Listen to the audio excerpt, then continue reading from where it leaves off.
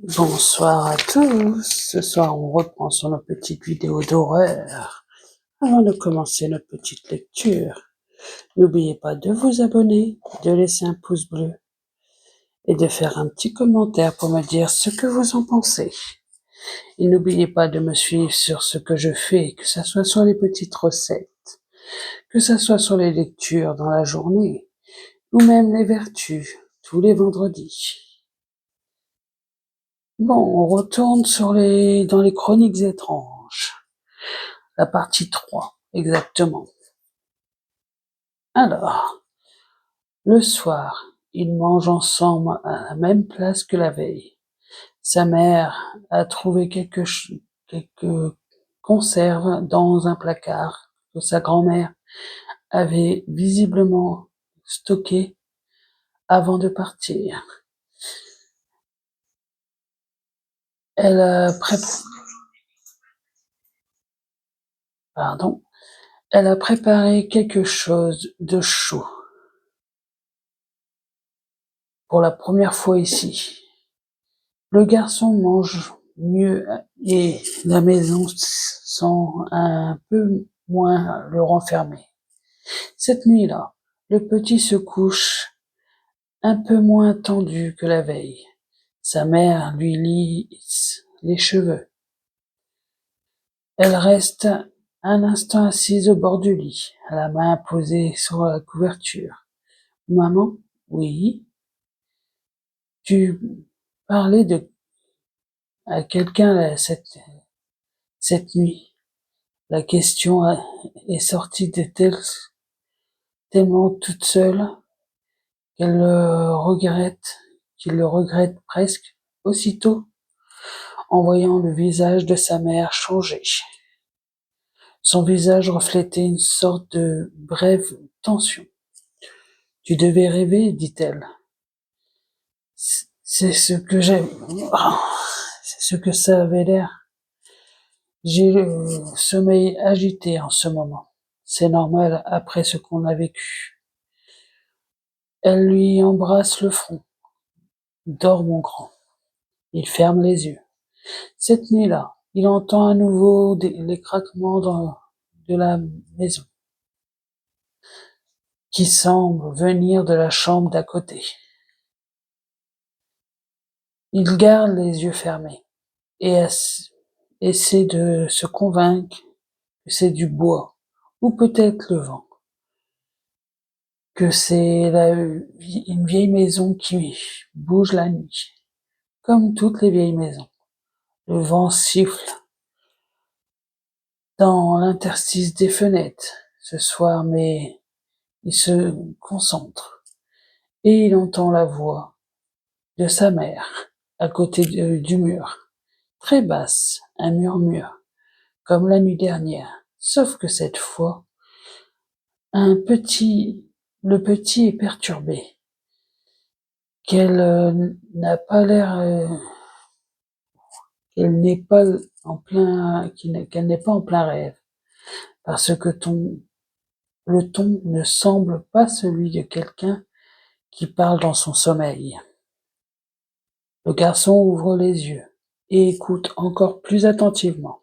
Sa mère dit quelque chose, puis vient un court silence, puis elle reprend, puis à nouveau un court silence. Et dans ce silence-là, entre deux phrases de sa mère, il est persuadé d'entendre une autre voix. Il est certain, sauf qu'il n'y a personne d'autre dans cette maison.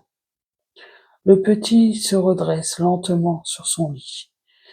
Il retient sa respiration. Sa mère reprend, et l'autre voix répond d'un air usé. Vous ne pouvez pas rester ici.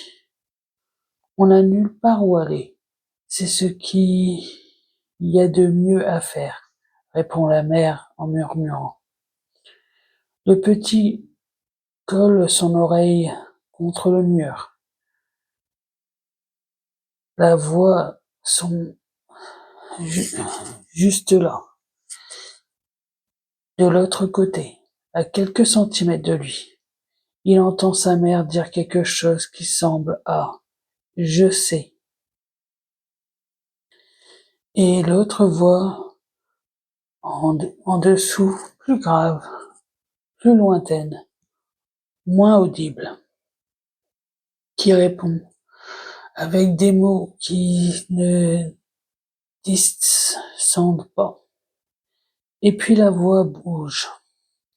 C'est difficile à expliquer, mais le son ne reste pas dans la chambre de sa mère.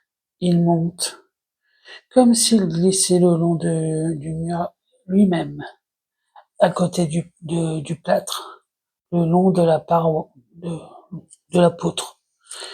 Les murmures montent vers lui. Le garçon recule. Il s'écarte du mur. Mais le son continue à se rapprocher. Ce n'est plus vraiment une voix, c'est plutôt un mélange de chuchotements qui se chevauchent, qui se présent, qui se pressent les uns contre les autres, comme si plusieurs bouches parlaient en même temps contre le mur, de plus en plus près de son oreille, oppressante. Le garçon est assis sur son lit, le dos collé contre le mur opposé, les couvertures remontées jusqu'au menton. Il n'ose pas bouger, ni même appeler sa mère. Et d'un coup, tout s'arrête. Puis, plus rien. Le garçon attend. Son cœur cogne dans de tous ces temples. Le silence est si épais qu'il entend le sang battre dans son oreille. Et puis, un murmure lui parvient, si proche qu'il lui semble que quelqu'un lui murmure à l'oreille. Partez d'ici, tout de suite. Un murmure qui n'était certainement pas celui de sa mère. Il provient du mur. Le garçon cesse de respirer. Il reste pétrifié, les yeux grands ouverts dans le noir, le cœur qui tape si fort qu'il a l'impression que toute la maison l'entend. Il fixe le mur, mais plus rien ne se passe. Le lendemain matin, il descend sans rien dire à sa mère. Il mange son pain. Il l'aide à ranger. Il fait ce qu'il fait chaque jour depuis qu'ils sont arrivés. Mais quelque chose a changé. Il le sent. Quelque chose dans cette maison lui a parlé. Quelque chose qui n'est ni le bois, ni le vent, ni un rêve. C'est plutôt intéressant cette histoire. J'ai hâte de la partie 4. Avant de partir, n'oubliez pas de vous abonner, vu que pour aujourd'hui c'est fini, de laisser un petit pouce bleu, de faire un petit commentaire pour me dire ce que vous en pensez, et à bientôt, sans faire trop de cauchemars, bien sûr, sans trop penser à ces fameux murmures. À bientôt.